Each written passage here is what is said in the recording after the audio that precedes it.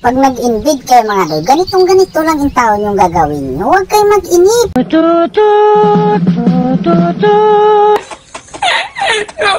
Pag wala pa yung kalaban, at dahil andyan yung kalaban mga doy, pindutin nyo yung request backup na yan. Sa Tagalog pa na, tulong naman dyan. Ulam na to.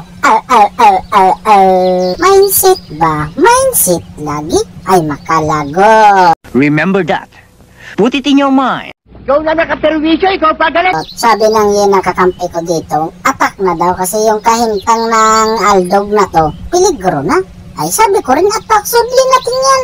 Isurbol naman yan pagkaganyan. Wala naman sana akong ibang ginawa doon. Dumaan lang ako at saka sumunod. Bakit nadaot yun? Las man bunga nga mo, ha? Anong ibig sabihin doon? Pakahina naman ang kalihukan ng core namin dito. O okay na yung pagulak at gikulatan na yan sana. Kailangan pa talaga yung taong manduhan.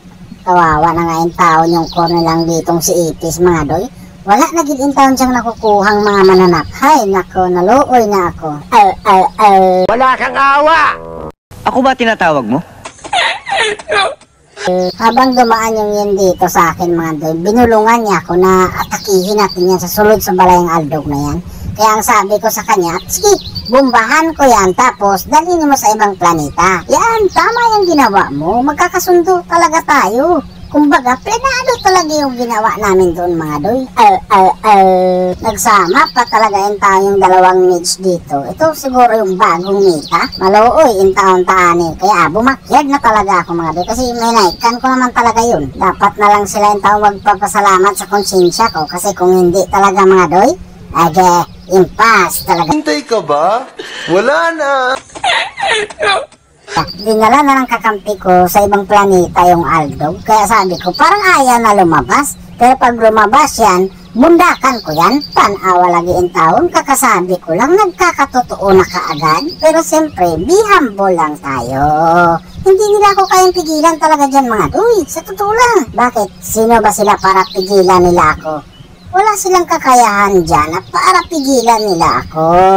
Sus Mariusep, kahit anong gawin nyo dyan, hindi nyo kaya makuha yung kahintang ko. Paglaruan ko lang kayo. Humble naman ako pero bakit ganon? Nadaot? May plano na naman kami ni Yin dito. Partners in crime kaya kami. Sabi ko sa kanya, bundakan ko yan pag umagi tapos dalhin mo sa ibang planeta. Hindi na yan makakawala.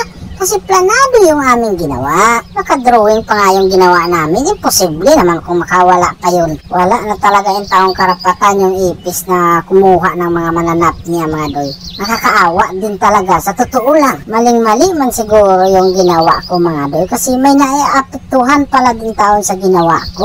Huli ko na kasi yung taon na realize. Hay nako.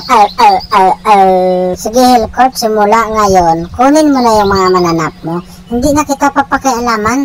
Kunin mo na. Pagsabihan ko na rin yung mga kakampi ko na wag na nilang pakialaman yung taon yung mananap mo kasi nakakaawa naman talaga. Sana hindi pa yung taon huli ang lahat Hellcorp para makabawi ka pa. Huwag kang mag-alala. Isama kita sa pagdadasal ko. Umiiral na kasi yung taon yung konsensya. Uy, wala, bakit nyo tinapos? Huli na pala ang lahat?